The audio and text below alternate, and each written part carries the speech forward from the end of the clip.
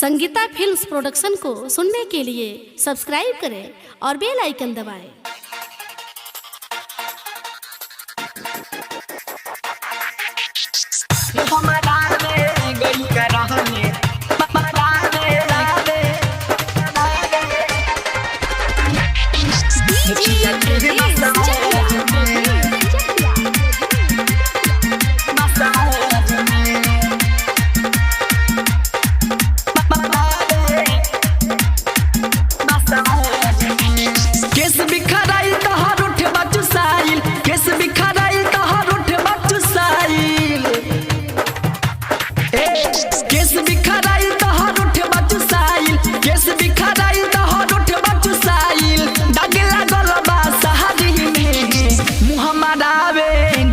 रहले मुखिया के बसवारी मेरे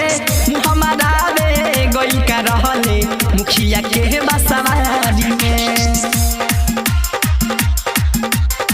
मुहम्मदा रे गई का रहले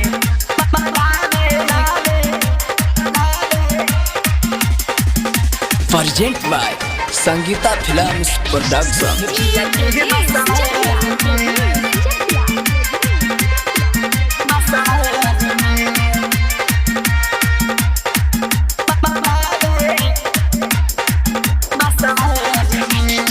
केसबा खुलल होठबा चुसाइल डाल के रंग तोरा उड़ल बा काहे फुलावना के जैसन करे जाए जो बनाता हर फूलल बा हाँ हाँ केसबा खुलल होठबा चुसाइल डाल के रंग तोरा उड़ल बा काहे फुलावना के जैसन करे जाए जो बनाता हर फूलल बा परती खेत नियन बाड़ू जोताइल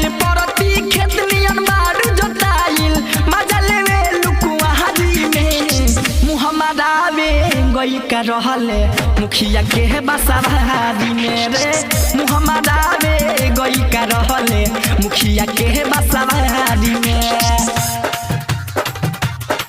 मुहम्मदा रे गई का रहले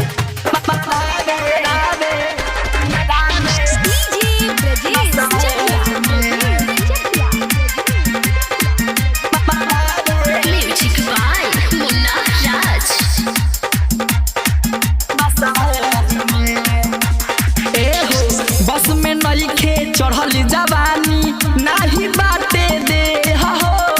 यार से तोहरा इतना ज्यादा काहे बाटे सने हो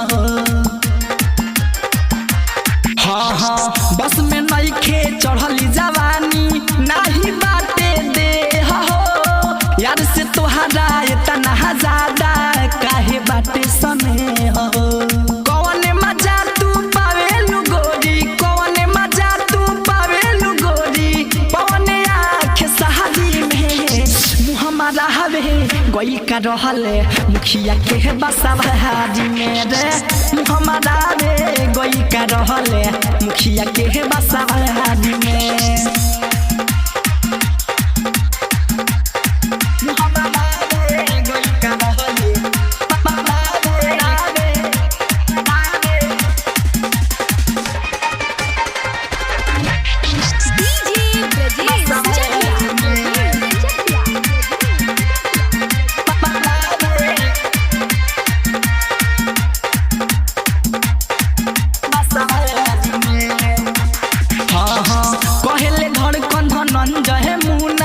धन बचावा ससुराल के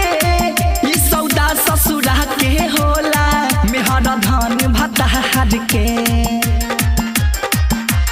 हाँ हाँ कहले मंटूनी दरदी रूमन धन बचावा ससुराल के